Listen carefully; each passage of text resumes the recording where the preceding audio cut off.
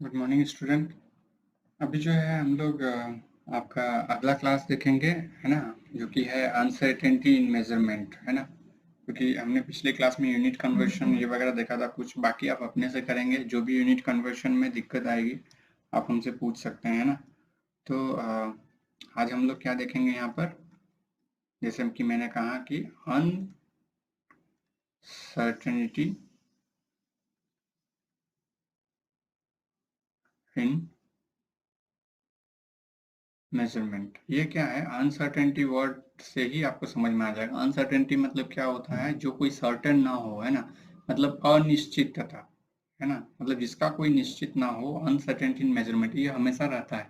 Generally हम लोग जब तक इसको सीखते नहीं है तब तक हम उसको ऐसे ही नेग्लेक्ट करके चले जाते हैं। लेकिन प्रॉब्लम जो है यहाँ पर इस तरह से नहीं है। आपको मतलब उसको सही से एक करेक्ट मेजरमेंट के लिए वो ज़रूरत है, इसीलिए ज़रूरत है। और केमिस्ट्री में खास करके ज़्यादा ज़रूरत इसलिए है क्योंकि जिस चीज़ के बारे में हम लोग डील कर रहे हैं, जिस चीज़ के बारे में हम लोग पढ़ रहे हैं, इसमें क्या प्रॉब्लम एक है। ये प्रॉब्लम ये है कि जब भी आप केमिकल चीज़ के बारे में बात करते हैं तो यहाँ इसका मॉलिक्यूलर वेट तक तो ठीक है, लेकिन जब इसका नंबर ऑफ एटम या कुछ आ जाए, वो आप देखेंगे क्या होगा, बहुत ही ज़्यादा नंबर्स में आता है। तो उसको कैलकुलेट करना मतलब आप एक एक करके गिनना बहुत दिक्कत हो जाती है। जैसे 1 मोल, अगर मैं कहूँ कि 1 मोल ऑफ सोडियम, तो 1 मोल ऑफ सोडियम मतलब 6.022 इंटू 10⁻23। तो क्या आप उसको गिन सकेंगे 10⁻23 1 2 3 4 करके? तो आपको ये 10⁻23 क्या है, ये एक साइंटिफिक नोटेशन आपको दे दिया गया है कि 10⁻23 को आप लेके चलिए हमेशा कांस्टेंट, और बाकी इधर में आप हाफ मोल, 1 मोल, है ना, क्वार्टर मोल, जो भी आपको करना है आप उसको तोड़ सकते हैं। ठीक है। तो आपको लग रहा होगा कि हम ये क्या पढ़ रहे हैं, समझ में आ जाएगा जैसे वन बाय वन जाएंगे। तो जैसे इसमें सबसे पहला जो आता है, ये आपका आता है साइंटिफिक नोटेशन, है ना, साइंटिफिक नोटेशन। सो ऐसा इसलिए पढ़ रहे हैं क्योंकि हमने देखा ही है कि केमिस्ट्री में जो है, एक तो उसको देख नहीं सकते हैं, मेजरमेंट भी उसका मतलब कि -9 -10 मीटर में जाता है। उसका वेट जो है थोड़ा सा ग्राम में रखते हैं, लेकिन मोल का नंबर भी आपका जो है बहुत हाई नंबर्स होता है, जिसके कारण हमें जो है ये पढ़ना पड़ता है ना। तो साइंटिफिक नोटेशन होता है ये एक ऐसा नोटेशन, जैसे कि मान लेते हैं कि कोई मतलब कि कांस्टेंट है, जैसे कि प्लैंक्स कांस्टेंट हो गया, स्पीड ऑफ लाइट हो गया, ये सब जैसे है कि एक कांस्टेंट बना हुआ है। ठीक है। तो इस पे जो पावर रहता है और इसके पहले जो नंबर्स रहता है, दोनों को हम क्या करें, मल्टीप्लिकेशन डिवीजन में कैसे यूज करेंगे, उसी लिए जो है हम ये करते हैं ना। साइंटिफिक नोटेशन मतलब उसके ऊपर में जो पावर रहता है, करेक्ट। जैसे सपोज कि आपके पास एक नंबर है 3232.508। इसको आप कैसे लिख सकते हैं? इसको आप इस तरह से भी लिख सकते हैं, है ना। अगर सब नंबर को आपको इंक्लूड करना है तो आप इसको क्या कर सकते हैं, 2.32508 इंटू 10⁻²। तो ये जो 10⁻² है, ये नोटेशन के रूप में काम आ रहा है ना। ये जो नंबर है 10⁻², ये नोटेशन के रूप में काम है। यही साइंटिफिक नोटेशन आपका है, जो कि इस नंबर को अगर आप मल्टीप्लाई करेंगे 232.508, जो इसको मल्टीप्लाई करेंगे किसी और के साथ तो प्रॉब्लम होगा। वहीं पर अगर आप इसको 2.32508 को मल्टीप्लाई करेंगे तो आप देखेंगे सिर्फ 2 से, मतलब एक अप्रोक्सीमेटली जो है आप एक वैल्यू निकाल सकते हैं कि 2 के साथ मल्टीप्लाई करना है ना। अगर 10 है तो 20, अप्रोक्सीमेटली 20-23 के आसपास आएगा आंसर, है ना। तो ये ज़्यादा इजी हो जाता है, करेक्ट। या 8 के साथ मल्टीप्लाई करना था, अप्रोक्सीमेटली 16 या 17 के आसपास आएगा। लेकिन यहाँ पर जब 8 के साथ मल्टीप्लाई करना है तो आपको दिक्कत हो जाएगा, करेक्ट। तो इसीलिए जो भी यहाँ वैल्यू आएगा बाद में 10⁻² के साथ ये कर देंगे, वो हमारा आंसर हो जाएगा, करेक्ट। और जरूरी नहीं है कि इसके बाद पॉइंट के बाद ये चारों रखना है, आप इसको नियरेस्ट राउंड फिगर कर सकते हैं। वो हम नेक्स्ट आपको बताएंगे कि कैसे राउंड फिगर करना है ना। तो ये सारा चीज आप यहाँ पढ़ेंगे अनसर्टेनिटी एंड मेजरमेंट में। तो पहला है साइंटिफिक नोटेशन, जो कि हम लोग इसको 10⁻² में लेके आते हैं, करेक्ट। जैसे एक और वैल्यू आपका है 0.00016, तो इसको भी आपको नोटेशन देना पड़ेगा। तो साइंटिफिक नोटेशन में कैसे लिखेंगे, 1.6 इंटू 10⁻⁻4। तो ये आपके लिए इजी हो गया कि आप इसी नंबर को बार बार ले जा करके मल्टीप्लाई करना, जोड़ना। मान लेते हैं 100 टाइम्स अगर आपको करना है, या 200 टाइम्स, या फिर 5 बार ही करना है, तो आप कहीं पर भी अगर मिसिंग से एक जीरो गलती हो गया, नहीं डालें, तो क्या हो जाएगा आपका, आपका पूरा कैलकुलेशन ही खत्म हो जाएगा, है ना। क्योंकि आपको पता ही है कि केमिस्ट्री में जो है मास बहुत कम होता है और नंबर्स जो इसका है बहुत ही ज़्यादा होता है, लार्ज नंबर्स में होता है ना। तो एक जीरो के कारण जो है यहाँ पर सब चेंज हो जाएगा, ठीक है। और केमिस्ट्री ऐसा नहीं है, केमिस्ट्री हर जगह में यूज होता है। अगर आप इसमें थोड़ा सा केयरफुल नहीं रहेंगे तो गलत कैलकुलेशन के कारण गलत चीज बन जाएगी, है ना। तो इसीलिए जो है साइंटिफिक नोटेशन है। यहाँ पर ये 10⁻⁴ आपको हेल्प कर दे रहा है कि आप इसको एक साइड में रख दीजिए। आपको जो मल्टीप्लाई, पॉजिटिव डिवीजन, है ना, एडिशन, सब्सट्रैक्शन जो करना है 1.6 के साथ कीजिए। ये आपके लिए एक इजी नंबर है, ठीक है। तो हम जो है कॉम्प्लेक्स नंबर से इजी नंबर में कन्वर्ट करते हैं साइंटिफिक नोटेशन द्वारा, कि हम किसी को साइंटिफिक नोटेशन देंगे तो वो इजी नंबर में कन्वर्ट होगा ना। उसी तरह से जो है आप साइंटिफिक नोटेशन में जो है आप कैसे उसको मल्टीप्लीकेशन या डिवीजन करेंगे, है ना। तो आप 4 मल्टीप्लीकेशन, है ना, एंड डिवीजन। तो मल्टीप्लीकेशन एंड डिवीजन में कैसे इसका यूज करेंगे, मान लेते हैं आपको दो नंबर दे दिया गया है। एक है 1.2 इंटू 10⁴ इंटू 2.1 इंटू 10⁻⁶। ये नंबर आपको दिया है और मैं आपसे कह रहा हूँ कि आप जो है मल्टीप्लाई कीजिए। तो ये नंबर को ये नंबर से मल्टीप्लाई करना है, तो कैसे करेंगे आप, सबसे पहले क्या करेंगे, 1.2 इंटू 2.1 इसको यहाँ ले लेंगे, है ना। और जो 10 पावर में जो है जब भी मल्टीप्लाई होगा तो पावर में क्या हो जाता है, ऐड हो जाता है ना। ये ऐड हो जाएगा तो ये क्या हो जाएगा, इस दोनों को सिर्फ आप मल्टीप्लाई कर दीजिए। मल्टीप्लाई करेंगे तो क्या आ जाएगा, 2.52 इंटू यहाँ 4 और 6 10। तो आपका आंसर ये आ जाएगा। अब देखिए आंसर ज्यादा आसान हो गया। अब इसी को अगर आप ओपन करके लिखते हैं कि 0.00012 मल्टीप्लाई, है ना, सॉरी यहाँ पर 12000, मतलब 12,000 को अगर मल्टीप्लाई करते हैं आप, 2 1, है ना, फिर 5 बार जीरो, दोनों को मल्टीप्लाई करते हैं तो जीरो को ही हैंडल करने में आपको दिक्कत हो जाता है, क्योंकि आंसर में 10 जीरो आता है ना। तो ये सिंपल हो गया। आप इसको साइंटिफिक नोटेशन में इसमें 10⁻⁴ में कर दिए, 10⁻⁶ में कर दिए, मल्टीप्लाई होता है तो ये दोनों को ऐड कर दिए, है ना। तो यहाँ पर 10⁻10 में आ गया आंसर, करेक्ट। ये मल्टीप्लीकेशन में हुआ। इसी का अगर मान लेते हैं मैं वो कहूंगा कि इसको डिवीजन करना है, तो डिवीजन क्या करेंगे आप, तो यहाँ पर 2.4 into 10⁻⁶ divided by 1.2 into 10⁻⁶, correct. Sorry 10⁻⁶ नहीं है, 4 है।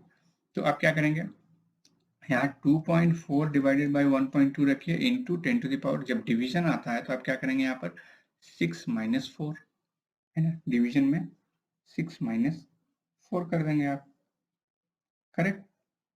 ये कितना आ जाएगा आपका, ये 2.4 1.2, तो ये कितना आ जाएगा आपका 2 इंटू 10⁻²। ये आ गया आंसर आपका, करेक्ट। ठीक है। अब एडिशन और सब्सट्रैक्शन कैसे करेंगे आप,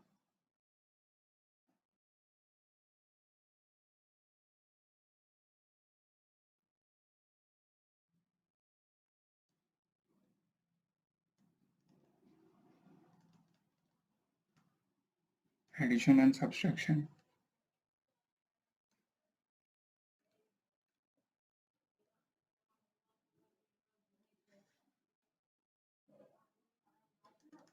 1.2 इंटू 10⁻² प्लस 1.2 इंटू 10⁻²। यहाँ एडिशन और सब्सट्रैक्शन में क्या है, ये पावर आपको जो है सेम होना है। सेम नहीं होगा तो एडिशन सब्सट्रैक्शन नहीं होगा। यहाँ पर क्या हो जाएगा, ये 2.4 इंटू 10⁻²। यहाँ पर कोई जुड़ेगा घटेगा नहीं, प्लस में, है ना। प्लस में ये 10⁻² कॉमन रहेगा, 1.2 प्लस 1.2 हो जाएगा तो 2.4 आपका आंसर हो जाएगा, है ना। 2.4 इंटू 10⁻², करेक्ट। उसी तरह से अगर माइनस करना है, 2.4 इंटू 10⁻² माइनस 1.2 इंटू 10⁻², तो क्या हो जाएगा आंसर, 1.2 इंटू 10⁻²। तो यहाँ पर पावर में ना मल्टीप्लीकेशन हो, पावर में एडिशन होगा और ना ही उसमें सब्ट्रैक्शन होगा, है ना। यहाँ पर क्या होगा आपका, सिंपल, ये जो पावर है वो कांस्टेंट रहेगा, ये चेंज नहीं होगा यहाँ पे पावर, ठीक है, करेक्ट। एडिशन और सब्ट्रैक्शन में जो है आपको पावर कांस्टेंट रखना है, तभी ऐड हो जाएगा, नहीं तो ऐड नहीं हो पाएगा, करेक्ट। अब नेक्स्ट जो है हमारे इसमें आते हैं सिग्निफिकेंट फिगर।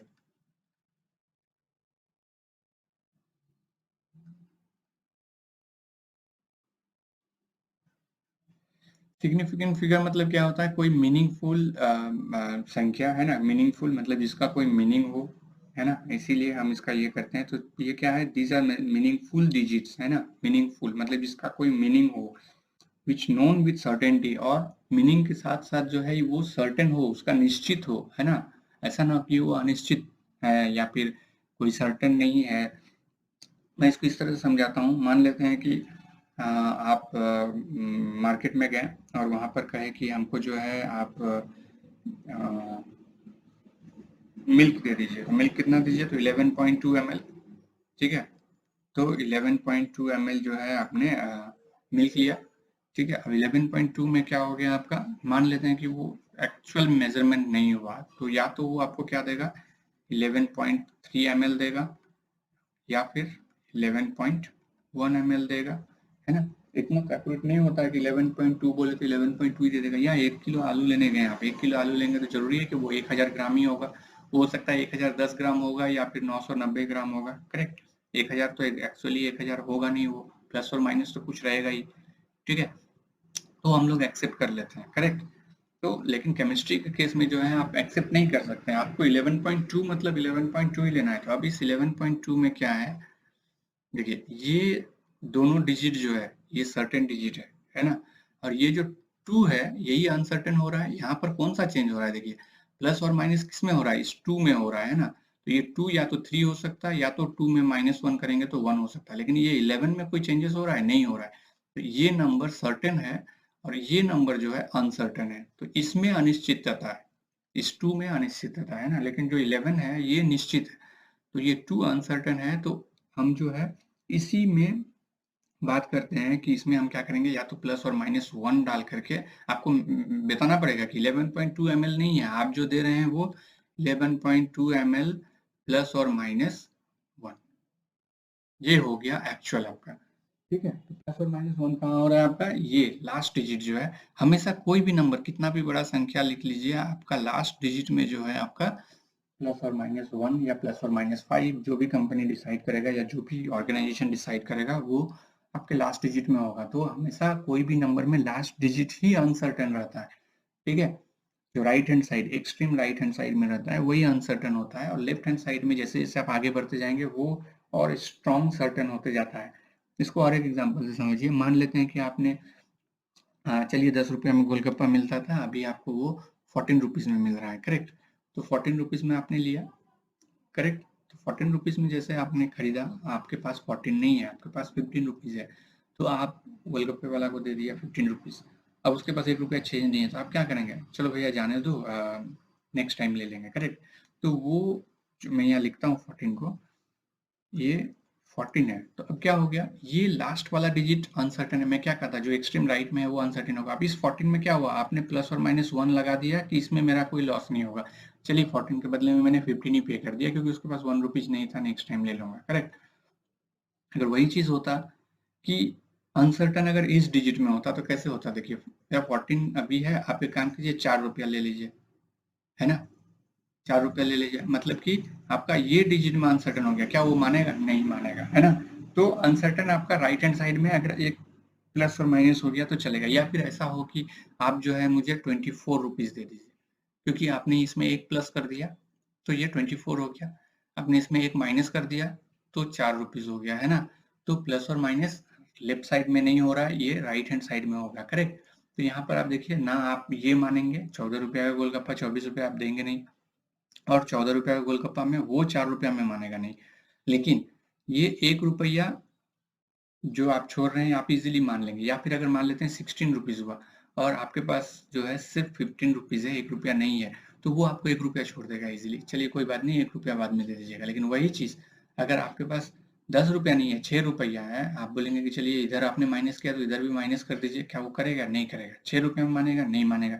वही चीज अगर वो बोलेगा कि आप एक काम कीजिए, आप हमको 26 रुपया दे दीजिए, तो भी आप नहीं मानेंगे। 16 रुपया का गोलगप्पा में 26 रुपया क्यों दूं, ठीक है। ये और ज्यादा बढ़ जाता है जब मान लेते हैं 114 रुपया है, ठीक है, और आप जो है 115 उसको दिए, 1 रुपया चेंज नहीं है, तो भी आप मान जाएंगे प्लस और -1, ठीक है, कोई बात नहीं है, 1 रुपया छोड़ दीजिए, 114 में काम आप 115 रुपया ही रख लीजिए।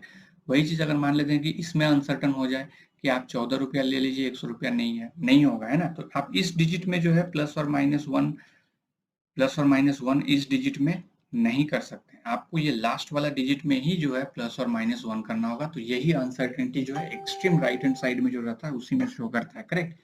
हमको लगता है कि बहुत हद तक मैंने आपको समझाने की कोशिश किया है इसमें। इसके अलावा भी कोई डाउट रहे तो आप हमें पूछ सकते हैं। ठीक है, तो ये अनसर्टेनिटी में आ रहा है, तो ये सिग्निफिकेंट फिगर्स हो गया। ठीक है, हम लोग क्यों पढ़ते हैं वो भी मैंने बता दिया। अब इसमें जो है दो चीज आता है, एक प्रिसीजन आता है, एक एक्यूरेसी आता है ना। तो दो वर्ड है, आप एनसीईआरटी को फॉलो करेंगे सब आपको समझ में आ जाएगा, है ना। मैं पूरा एनसीईआरटी को फॉलो करते हुए ही बना रहा हूँ। तो प्रिसीजन है एंड एक्यूरेसी, है ना। प्रिसीजन और एक्यूरेसी है, तो ये भी मेजरमेंट में यूज होता है। तो प्रिसीजन प्रिसाइज है ना, प्रिसाइज मतलब क्या होता है, क्लोजनेस ऑफ वेरियस मेजरमेंट, है ना। ये क्या है आपका, क्लोजनेस ऑफ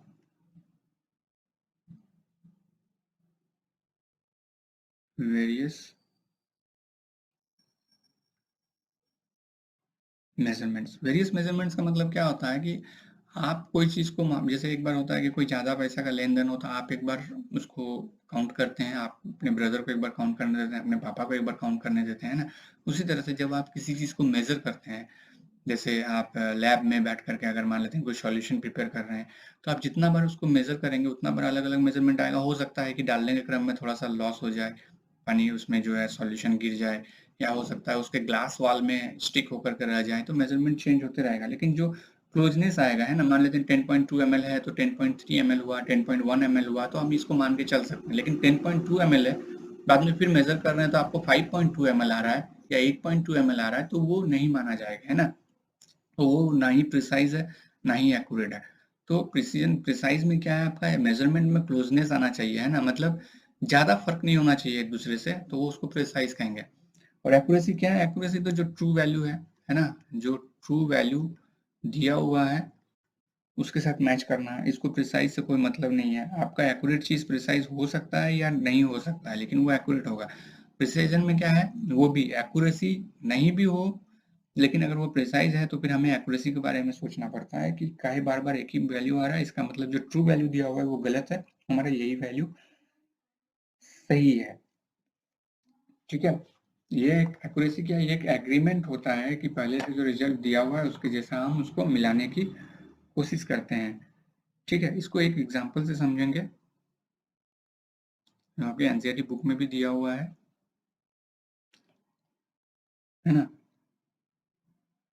मान लेते हैं आपका ट्रू वैल्यू दिया हुआ है, ट्रू वैल्यू, है ना, किसी एक रिजल्ट का ट्रू वैल्यू दिया हुआ है कितना, 2.00 ग्राम। ठीक है, अब आपके पास जो है तीन स्टूडेंट है,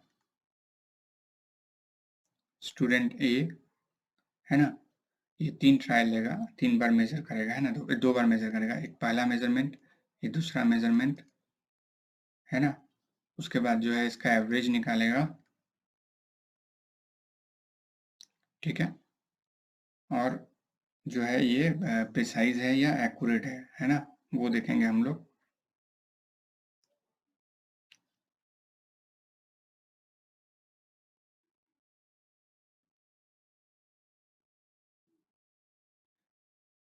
ठीक है, स्टूडेंट ए है, ये स्टूडेंट बी, स्टूडेंट सी, तीन स्टूडेंट है। तो पहला स्टूडेंट ने जब मेजर किया, ये 1.95 ग्राम आया, है ना, जो भी एक्सपेरिमेंट कर रहा है 1.95 ग्राम। दूसरे एक्सपेरिमेंट में 1.93 ग्राम आया, है ना। तो जब दोनों को जोड़ करके और डिवाइडेड बाई 2 करते हैं तो एवरेज आएगा 1.94।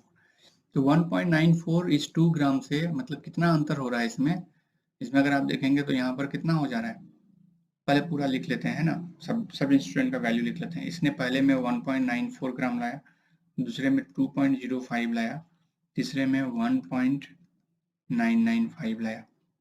स्टूडेंट सी ने 2.01 लाया, 1.99 लाया, एवरेज इसका आ गया 2.000। ठीक है, अब यहाँ पर देखिए आप, ये इसका एवरेज 1.94 आया, इसका एक भी वैल्यू जो है इस ट्रू वैल्यू के आसपास नहीं आया है ना। 1.95 मतलब -5, 1.93 मतलब -7, करेक्ट। और टोटल एवरेज वैल्यू भी जो है -6 आया, इसका मतलब बहुत ज्यादा डिजिट में अंतर है। -6 मतलब 0.6 -0.6। स्टूडेंट बी का भी जो है पहला जो है 1.94 है, तो ये क्या है -6 -0.6। 2.05 है तो क्या है +0.5। वैल्यू कितना आ गया 1.995। ये एवरेज वैल्यू जो है ये इसके करीब है, ट्रू वैल्यू के करीब है, लेकिन जो यहाँ मेजरमेंट किया था ये आपका जो है वैल्यू के करीब नहीं आया, करेक्ट। और तीसरा जो है ये 2.01, ये 1.99 है, ठीक है। ये आपका देखिए ये +1 +0.1 है, ये -0.1 है, और ये 2.000 मतलब इसका एवरेज जो है इसके बराबर आया। तो हम कह सकते हैं कि जो पहला वाला है ये क्या है आपका, सॉरी ये यहाँ नहीं होगा, ये यहाँ होगा। ये क्या है आपका ओनली प्रिसाइज, है ना। ये वाला कुछ भी नहीं है, ना प्रिसाइज है, ना इसमें ये एक दूसरे से मेल खाता हुआ है, और ना ही ट्रू वैल्यू के साथ मैच किया। ये आपका क्या है, ये आपका प्रिसाइज भी है और प्लस ये एक्यूरेट भी है, ठीक है। तो यहाँ पर क्या देखिए, देखिए 1.95 और 1.93 के बीच में कितना अंतर है, प्लस और माइनस 2। 1.94 और 2.05 के बीच में अंतर क्या है, प्लस और माइनस कितना हो गया 6 और 5 11, 11। यहाँ पर क्या है प्लस और माइनस 2, ठीक है। तो प्लस और माइनस 2 है तो आप उसको एक्सेप्ट कर सकते हैं कि हाँ चलिए प्रिसाइज है, लेकिन एवरेज वैल्यू जो है वो ट्रू वैल्यू से कम है, तो हम कह सकते हैं कि ये सिर्फ प्रिसाइज है, ये ट्रू वैल्यू के करीब नहीं है, एक्यूरेट नहीं है, लेकिन प्रिसाइज है। मतलब एक दूसरे से सामीप्य है, एक दूसरे से मेल खाता है, प्लस और माइनस 1 और 2 है। लेकिन यहाँ क्या है प्लस और माइनस 11 है, तो ये इसको हम प्रिसाइज भी नहीं कर सकते हैं, और साथ में इसका जो वैल्यू है वो ट्रू वैल्यू से मैच नहीं कर रहा है, तो इसको हम लोग जो है ट्रू वैल्यू भी नहीं कर सकते हैं, करेक्ट। लेकिन तीसरा जो है ये आपका एक दूसरे से प्लस और माइनस 2 है, तो इसको हम लोग प्रिसाइज भी कहेंगे, और ये ट्रू वैल्यू से मैच भी कर रहा है, तो प्रिसाइज प्लस एक्यूरेट दोनों है। आपको ये सब टॉपिक थोड़ा सा बोरिंग लगेगा मुझे मालूम है, ठीक है, लेकिन इसको बोर्ड से नहीं पढ़ेंगे, इसको प्रैक्टिस करेंगे अच्छे से, क्योंकि कंपटीशन हो या जो भी एग्जाम हो, वो लोग क्या करता है, जो चैप्टर आपका सबसे बोरिंग है वहीं से क्वेश्चन उठाता है मैक्सिमम, करेक्ट। तो इसको इंटरेस्टिंग बनाने के लिए जहां भी समझ में नहीं आया आप हमसे पूछेंगे, ठीक है। तो हाँ मुझे मालूम है ये बोरिंग है, तो स्टूडेंट छोड़ते हैं, इसीलिए जो है जो इसको पढ़ते हैं उसी को स्कोर आता है ना। तो इसको दिमाग में रखेंगे। अब यूनिट में आपका है तो पढ़ना पड़ेगा, है ना। तो अब जो है थोड़ा सा रूल्स हम लोग जान लेते हैं कि सिग्निफिकेंट फिगर्स कैसे निकालेंगे, है ना। तो यहाँ पर हमें रूल्स फॉर सिग्निफिकेंट फिगर्स पढ़ेंगे। तो पहला सबसे पहला रूल क्या है आपका, all non zero digits are significant, है ना। जितना भी नॉन जीरो डिजिट्स है अगर वो रहा तो सबके सब सिग्निफिकेंट फिगर होगा, है ना। जैसे कि 285 सेंटीमीटर, अगर मैं पूछूं कि इसमें कितने सिग्निफिकेंट फिगर हैं तो आप क्या कहेंगे, 1 2 3 3, है ना। तो यहाँ पर 3 सिग्निफिकेंट फिगर है। तो जितने भी नॉन जीरो डिजिट हैं आप जो है एक बार में सारा लॉ नहीं लगाएंगे, आपको जैसे मैं पढ़ा रहा हूँ वन बाय वन लॉ लगाएंगे, अदरवाइज आपको प्रॉब्लम हो जाएगा ना। जैसे मैं यहाँ पहला पॉइंट में क्या कर रहा हूँ, जितना भी नॉन जीरो डिजिट है, इसमें एक भी जीरो डिजिट है नहीं है, सब नॉन जीरो डिजिट है ना। 2 भी नॉन जीरो है, 8 भी नॉन जीरो है, 5 भी नॉन जीरो है, तो तीनों नॉन जीरो डिजिट है, तो सब सिग्निफिकेंट फिगर है। तो यहाँ पर अगर पूछा जाएगा कि इसमें कितने सिग्निफिकेंट फिगर है, तो आप क्या कहेंगे, 3 सिग्निफिकेंट फिगर है, करेक्ट। उसी तरह से मान लेते हैं 0.25 ml है, अगर मैं पूछूं कि इसमें कितने सिग्निफिकेंट फिगर हैं, तो आप 1 2 3 नहीं कहेंगे, यहाँ पर all non zero digits are significant है, तो इस जीरो को हटा देंगे, तो यहाँ नॉन जीरो डिजिट कितना है, 1 2 2 है, तो आंसर क्या हो जाएगा आपका 2, है ना। ये इतना ही इजी, आपको इसको इजी से ही पढ़ना है ना। आप अगर बोलेंगे 0.25 है, पॉइंट दिया हुआ है तो जीरो का क्या होगा, वो सब दिमाग नहीं लगाना, वो जब वो जैसा रूल आएगा उस समय में वो बताया जाएगा, है ना। जो रूल नंबर है, तो रूल नंबर 1 के अनुसार जितना भी नॉन जीरो डिजिट है सब सिग्निफिकेंट फिगर है। तो यहाँ पर 285 में 3 है और 0.25 ml में सिर्फ 2 और 5 है, तो 2 सिग्निफिकेंट फिगर हो गया, करेक्ट। चलिए नेक्स्ट रूल देखते हैं।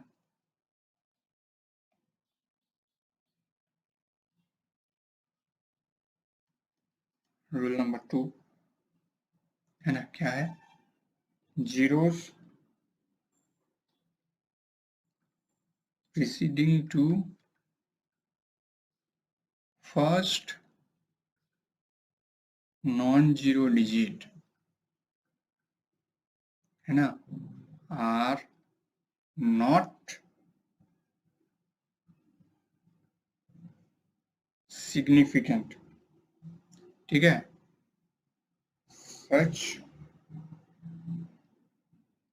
Zero indicates the position of decimal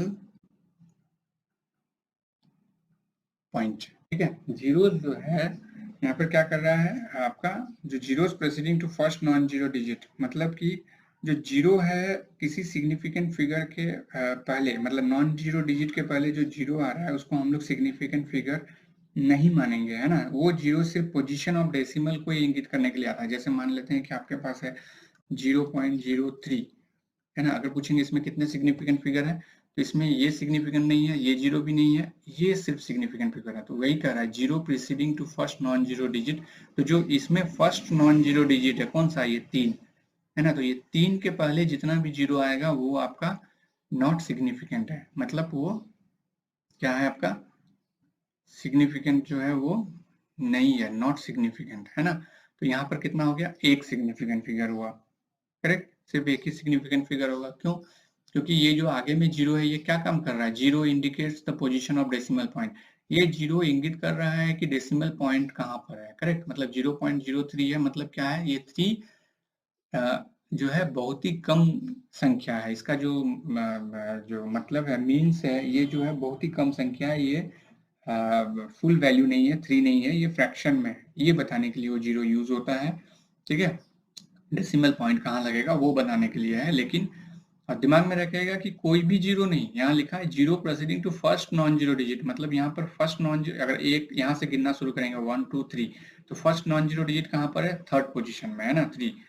तो इसके पहले जो भी जीरो है वो नॉन सिग्निफिकेंट है, करेक्ट। उसी तरह जो है आपका 0.0052, इसमें कितने सिग्निफिकेंट फिगर है, तो ये सब तो जीरो है, ये तो नॉन सिग्निफिकेंट है, 5 और 2 ये है, तो 2 सिग्निफिकेंट फिगर हुआ, करेक्ट। अब जैसे जैसे रूल बढ़ते जाएगा आपको पॉइंट छूटते जाएगा, तो आप ध्यान रूल नंबर 1 से ही प्रैक्टिस करेंगे, है ना। ऐसा नहीं कि सारा रूल हो जाएगा फिर प्रैक्टिस करेंगे, वैसा नहीं करेंगे। ठीक है, 2 हो गया।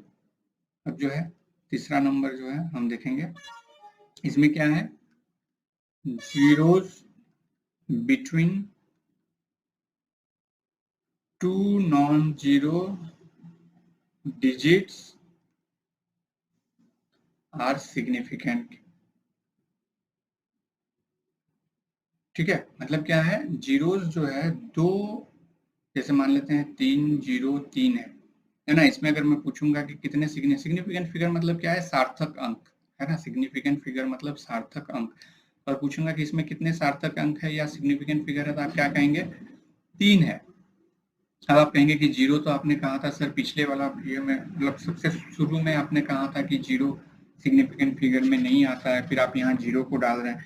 तो पहला आपका क्या है, पहला तो आपका तो है कि जीरो नहीं होगा, जो भी है आपका all non zero digits are significant, जितना भी नॉन जीरो डिजिट्स है वो सिग्निफिकेंट है। दूसरा रूल के हिसाब से क्या है आपका, जो जीरो पहले एक, मतलब जैसे इस 303 में क्या है, आप जैसे मान लेते हैं कि नंबरिंग करेंगे तो ये पहला पोजीशन है, ये सेकंड पोजीशन है, ये थर्ड पोजीशन है, करेक्ट। तो अगर इधर से आप देखेंगे सेकंड रूल के हिसाब में, जो फर्स्ट नॉन जीरो डिजिट जो है, यहाँ पर फर्स्ट नॉन जीरो डिजिट क्या है, 3, इसके पहले कोई जीरो है नहीं है, अगर रहता तो वो नॉन सिग्निफिकेंट होता। लेकिन ये क्या कर रहा है, zeros between two non zero digits, ये भी नॉन जीरो डिजिट्स है, ये भी नॉन जीरो डिजिट्स है, इस दोनों के बीच में जो जीरो है वो सिग्निफिकेंट है, वो सार्थक अंक है, तो इसलिए हम उसको काउंट करेंगे और 3 हुआ यहाँ पर, करेक्ट। उसी तरह से मान लेते हैं 2.005 है, इसमें कितने सिग्निफिकेंट फिगर है, तो देखिए ये भी नॉन जीरो डिजिट है, ये भी नॉन जीरो डिजिट है। नॉन जीरो डिजिट मतलब जो जीरो नहीं है। तो आप टोटल काउंट कर लीजिए, 1 2 3 4, तो कितना हो गया यहाँ पर, 4 सिग्निफिकेंट फिगर, करेक्ट। समझ में आ गया, ये तीसरा रूल हो गया। अब जैसे फोर्थ रूल में आते हैं,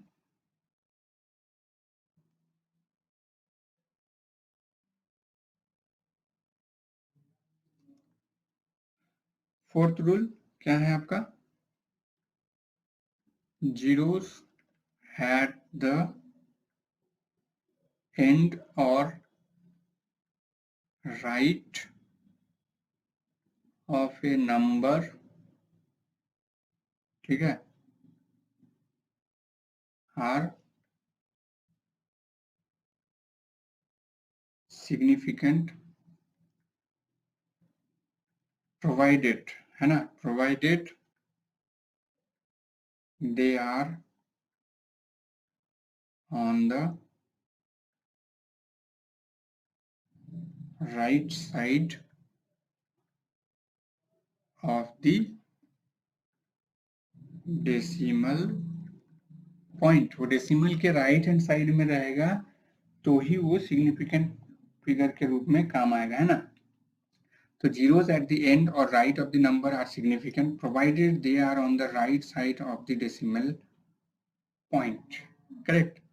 जैसे कि मान लेते हैं कि 0.200 है, तो यहाँ पर कितने सिग्निफिकेंट फिगर हो गया, ये जीरो काउंट नहीं होगा क्योंकि ये नॉन जीरो डिजिट के पहले आ रहा है ना, तो फर्स्ट नॉन जीरो डिजिट के बाद, और अगर पॉइंट के राइट साइड में है, क्या लिखा हुआ है कि प्रोवाइडेड, ये तभी होगा जब वो डेसिमल पॉइंट के राइट साइड में होगा। तो ये डेसिमल पॉइंट और इसके राइट साइड में है तब ये काउंट होगा, तो यहाँ पर 3 सिग्निफिकेंट फिगर होगा, करेक्ट। अब जैसे मान लेते हैं कि एक है 100 में कितना हो जाएगा, जैसे यहाँ 200.200 है तो 3 हुआ, तो यहाँ पर भी 3 होना चाहिए, लेकिन ऐसा नहीं है, यहाँ पर सिर्फ 1 होगा क्योंकि यहाँ पर क्या कहा कि डेसिमल के बाद में अगर जीरो, यहाँ पर यहाँ डेसिमल तो नहीं है ना, है ना, तो ये यहाँ पर अगर डेसिमल हम देंगे तो ये डेसिमल देंगे, तो इसके पहले है ये, तो ये काउंट नहीं होगा, यहाँ पर सिर्फ ये नॉन जीरो डिजिट ही काउंट होगा, तो एक सिग्निफिकेंट फिगर होगा, करेक्ट। ये भी दिमाग में रखेंगे।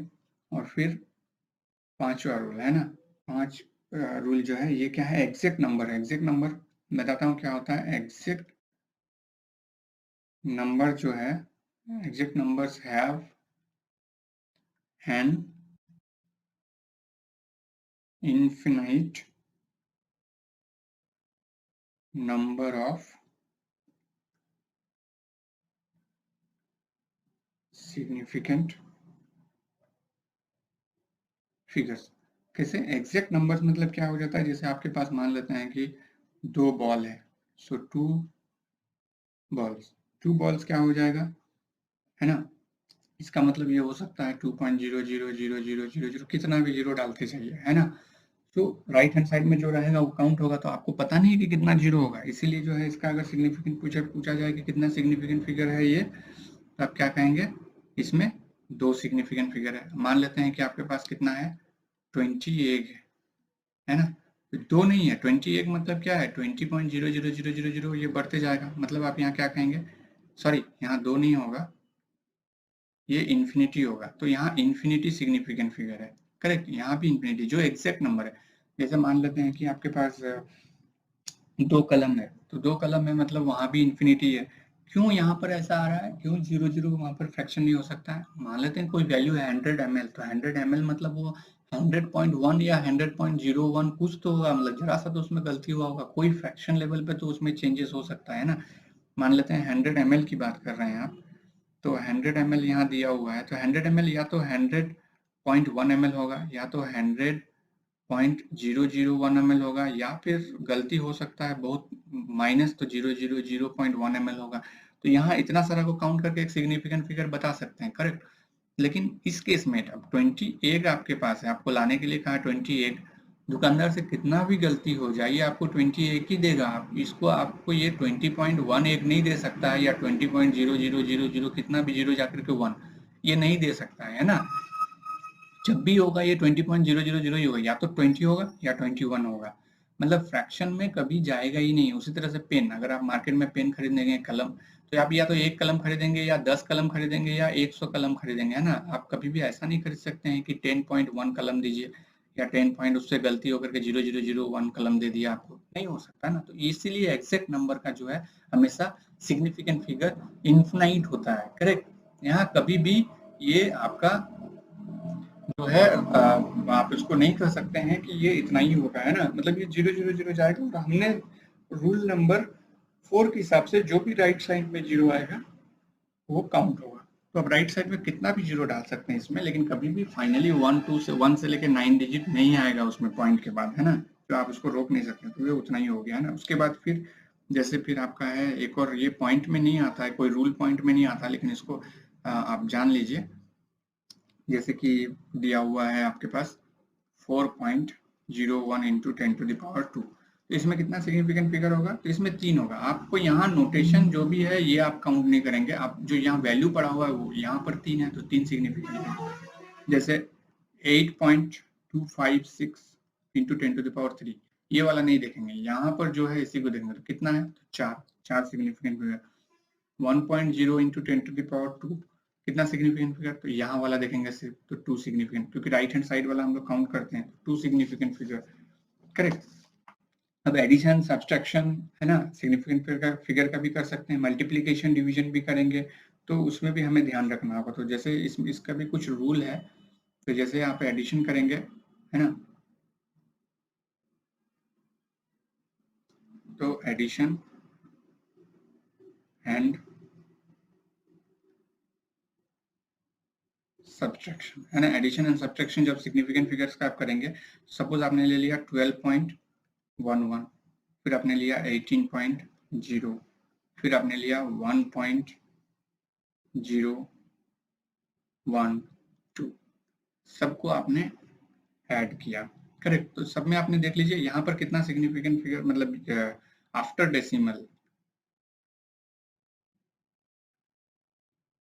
आफ्टर डेसिमल कितना पॉइंट है, 2। आफ्टर डेसिमल इसमें कितना पॉइंट है, 1। आफ्टर डेसिमल इसमें कितना पॉइंट है, 3, करेक्ट। तो ऐड और सब्ट्रैक्शन में जो है, भले कितना भी सिग्निफिकेंट फिगर हो जाए, उसका नंबर ऑफ सिग्निफिकेंट फिगर कुछ भी हो जाए, आंसर जो आएगा वो जो मैक्सिमम डेसिमल पॉइंट रहेगा, यानी डेसिमल पॉइंट के बाद में जो नंबर रहेगा आफ्टर डेसिमल, उतना ही नंबर का आंसर होना चाहिए, ठीक है। तो यहाँ पर आंसर आपका क्या हो जाएगा, 30.122। तो ये आ गया आपका, क्योंकि अगर ये नहीं करेंगे तो फिर आप एक्चुअली में सही नहीं कर पाएंगे, है ना। तो 31.122 जैसे ही आपका आ गया, अब आपको दिमाग लगाना है कि डेसिमल के बाद सबसे लीस्ट पॉइंट कहाँ पर है, क्योंकि जोड़ते समय जो है आप ऐसा नहीं कर सकते हैं कि यहाँ पर 3 है तो ये 2 है, ये 1 है, तो सब में जो है एक एक संख्या ले लें, है ना। 12.1 ले लिए, यहाँ 18.0 ले लिए, या ये 1.0 ले लिए, फिर आपका गलती हो जाएगा, करेक्ट।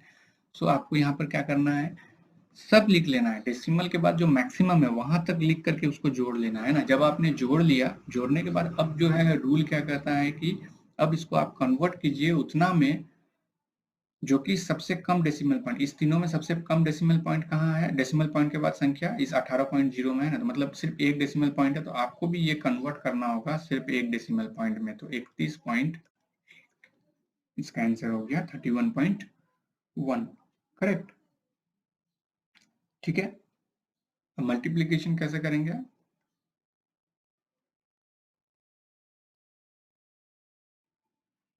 मल्टीप्लिकेशन एंड डिवीजन में क्या होता है, जैसे 2.5 के साथ जो है आपने इसको मल्टीप्लाई कराया 1.25 को, आंसर कितना आया 3.125। पहले आप सारा लिख लेंगे, जितना पॉइंट के बाद जो भी आ रहा है सब आंसर लिख लेने के बाद आप क्या करेंगे, आप यहाँ पर देखिए सिग्निफिकेंट फिगर किसमें कितना कितना है, इसमें कितना है 2 सिग्निफिकेंट फिगर, इसमें कितना है 3 सिग्निफिकेंट फिगर, इसमें कितना आ गया 4 सिग्निफिकेंट फिगर। अब जो है सबसे लीस्ट सिग्निफिकेंट फिगर कौन सा है, ये, तो आपका आंसर भी जो है 2 सिग्निफिकेंट फिगर डिजिट में ही आना है ना। तो आपका आंसर जो है इसको आपको कन्वर्ट करना होगा 3.1, ये आंसर होगा आपका, ठीक है, 3.1 होगा आपका आंसर। तो मल्टीप्लीकेशन और डिवीजन में जो लीस्ट सिग्निफिकेंट नंबर है उसमें आंसर आएगा, और एडिशन और सब्ट्रैक्शन में जो डेसिमल के बाद लीस्ट संख्या, आंसर उसी में आएगा, करेक्ट, ठीक है। अब इसमें जो है आपका लिमिटेशन आता है, तो लिमिटेशन क्या है, केस वाइज आता है ना। तो हम लोग केस 1 में देखेंगे, है ना, लिमिटेशन, लिमिटेशन ये केस 1 आएगा। केस 1 में क्या है आपका, मान लेते हैं कि इफ आपको जोड़ घटाव गुना करके जो भी है, आपको अगर 1.386 आया है और आपको इसको 2 सिग्निफिकेंट डिजिट में चाहिए, तो आप क्या करेंगे, इसका आंसर 1.3 9, क्योंकि जो ये संख्या है 6, ये 5 से ज्यादा है। 5 से ज्यादा जब होगा, जैसे फिर यहाँ पर रूल लगा रहा हूँ, आप एक साथ सब नहीं लगाएंगे, है ना। 5 से ज्यादा हो गया तो इधर में जो भी संख्या रहेगा उससे कोई मतलब नहीं, यहाँ पर आपने एक ऐड कर देना। ये आप बचपन से जानते आ रहे हैं, करेक्ट। ठीक है। केस नंबर 2, केस नंबर 2 में क्या है, इफ आंसर आपका 4.334 आया है और आपको चाहिए 3 सिग्निफिकेंट फिगर में, तो आंसर आप सीधे 4.33 कर सकते हैं, क्योंकि जो ये 4 है ये 5 से कम है, तो कोई भी चीज इसमें ऐड नहीं होगा। अब केस नंबर जो है आपका 3, इफ 6.35 है ना, इसमें दो केस है, 6.35 है और आपको दो सिग्निफिकेंट फिगर में चाहिए, तो ये 6.4 हो जाएगा, क्योंकि यहाँ 5 है, ठीक है, और यहाँ 3 है, तो 3 क्या है, ये ऑड नंबर है ना। तो ऑड नंबर जब भी रहेगा 5 के पहले तो वो इवन नंबर में बदल जाएगा, है ना। अगर यहाँ 1 रहता तो 2 हो जाता, ठीक है। अगर यहाँ पर 3 है तो 4 हो गया, अगर यहाँ पर 5 रहता तो ये 6 हो जाता। अगर ऑड है तभी चेंज होगा, इवन है तो चेंज नहीं होगा, ठीक है। तो उसको दूसरा केस में देखते हैं। अगर मान लेते हैं आपके पास 6.25 है ना, तो ये क्या हो जाएगा, आंसर आपका 6.2 ही रहेगा, क्योंकि ये 5 के पहले क्या है, ये वाला संख्या क्या है, ये आपका इवन नंबर है, तो इवन नंबर चेंज नहीं होगा। लेकिन अगर 5 है और उसके पहले अगर ऑड है तो वो चेंज होकर के जो है इवन बन जाएगा, करेक्ट। तो इसको भी आपको दिमाग में रखना है, ठीक है। अब इसके बाद जो है डायमेंशनल एनालिसिस है, वो नेक्स्ट क्लास में जानेंगे, क्योंकि अभी जो है आपको जो है सिग्निफिकेंट फिगर जो है वो बहुत अच्छे से जानना है। इसको आप बार बार प्रैक्टिस करेंगे, ये बहुत ही इंपॉर्टेंट है कोई भी एग्जाम के लिए, करेक्ट। लेकिन ये बहुत बोरिंग है, तो आप इसको बोरिंग नहीं बनाएंगे, इसको आप अच्छे से प्रैक्टिस करेंगे तो आपको इजीली समझ में आ जाएगा। और अगर इसके अलावा कोई डाउट होगा तो आप हमें पूछ सकते हैं, ठीक है। सो अगर आपको अच्छा लगा तो इसको लाइक कीजिए, इसको शेयर कीजिए मैक्सिमम स्टूडेंट के जो इसका फायदा उठा सके, है ना। ठीक है, मैक्सिमम स्टूडेंट की तरफ इसको भेजिए ताकि वो फायदा उठा सके, और इसको सब्सक्राइब कर लीजिए, है ना, ताकि मोर अपडेट्स आपको मिलते रहे। Thank you for the class.